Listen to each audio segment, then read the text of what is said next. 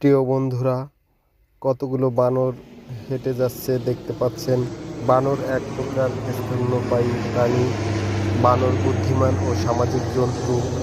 অধিকাংশ প্রজাতি গাছে বাস করে। বানরদের লম্বা হাত ও পা আছে, যার সাহায্যে এরা এক গাছ থেকে অন্য গাছে লাফ দেয়।